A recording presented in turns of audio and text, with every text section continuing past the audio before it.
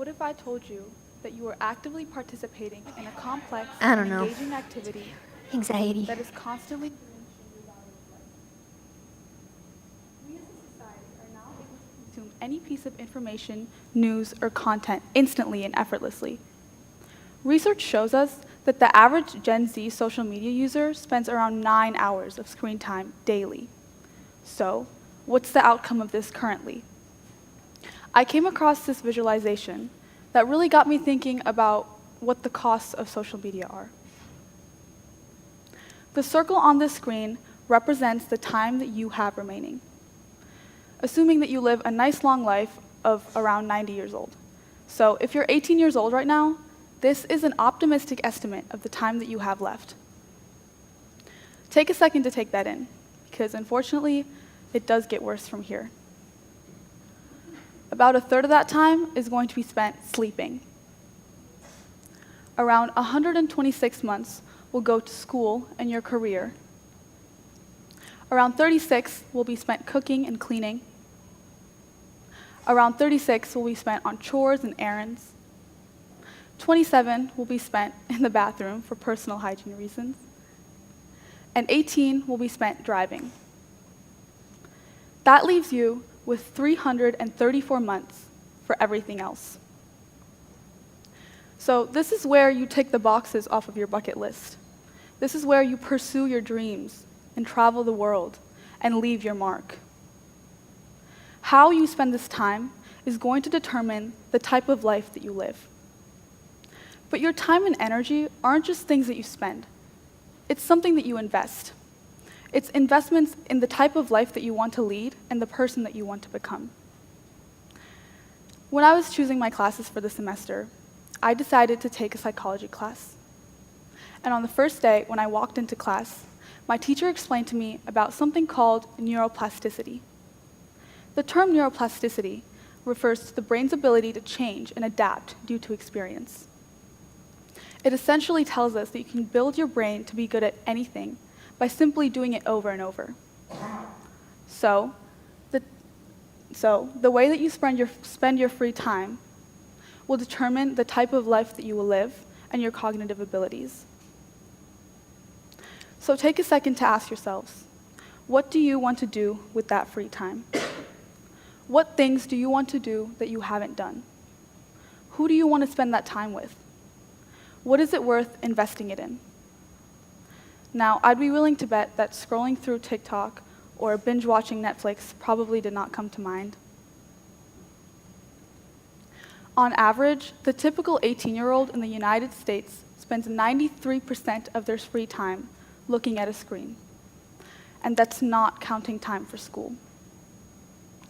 Wrap your head around how sad that is. Imagine getting to the age of 90 and looking at this visualization and thinking about all the things that you could have done that you did not do because you got distracted. And ask yourselves, what do you think over 26 years of screen time would do to you? How would it change your life?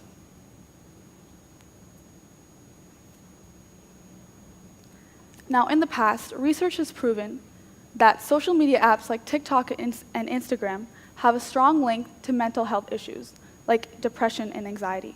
But recently, statistics have shown that in the last 10 years, the length of consumable media has decreased severely, which has impacted our attention span and diminished our ability to concentrate on anything for longer than 15 seconds.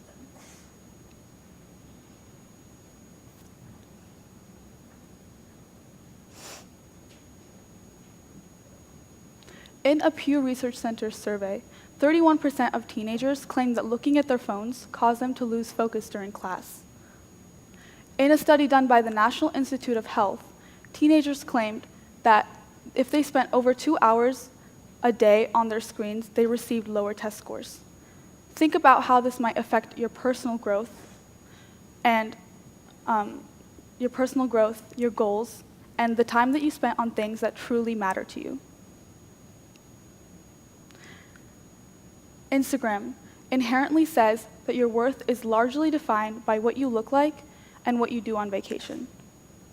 It compels you to capture all the most meaningful moments of your life and post them to your entire social network. And it utterly says that it's more valuable to have 1,000 people give you social approval than a few that deeply care about you, even when it's not your best day. Snapchat tells its users that the quality of your relationship is best measured by the frequency of your communication. Regardless of what you're actually saying, you get a point added to your Snapchat streak, even if you just send a picture of the side of your face. Twitter says that anything worth saying can and should be reduced to an arbitrary number of characters. It says that the world is black and white, that it's more important to be updated about anything than deeply informed about everything. The overall messages that the social media platforms tell us are that the world is black and white, while technologies of the past tell us things like the world is timeless and reflective. This summer, I did something that changed my way of thinking. I went on a 30-day social media fast, and for the first time in a long time, I felt connected to the world, to my friends, and most importantly, to myself. The first few days were hard. I found myself constantly reaching for my phone in anticipation of a new notification, message, or like. And despite what I thought it would do, not using my phone did not make me feel like a loner in the woods. I actually had much more motivation to work toward my goals and spend time on things that actually mattered to me. Now, don't get me wrong, social media isn't always bad. Despite its reputation of being dangerous or scary, the only scary thing about my social media is when I look back at what I used to post in middle school. Social media can be a powerful tool. It can foster relationships, inspire movements and ideas, but we need to learn how to use it in moderation. That can look like surrounding yourself with posts, videos, or influencers that leave a positive impression on you. If your social media is filled with toxicity and drama and negative ideas, you're going to view the world as a much more negative place. Whereas if your social media is filled with positivity and ideas that align with your goals, you're going to view the world as a much more positive place. Social media isn't always bad. We just need to learn how to use it in an intentional and positive way. Do not let yourself get to the age of 90 only to look back on your life and realize that while you were trying to avoid FOMO, you actually missed out on living. That free time is your most valuable resource. Do not give it away for free. Thank you.